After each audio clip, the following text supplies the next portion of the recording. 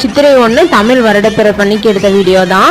நைட்டே வந்து பார்த்தீங்கன்னா சித்திரை கனி காண்றதுக்காக வீட்டில் இருக்கக்கூடிய மங்கள பொருட்கள் எல்லாமே வந்து எடுத்து வச்சுட்டு காலையில் வந்து சித்திரை கனி வந்து பார்த்தாச்சு.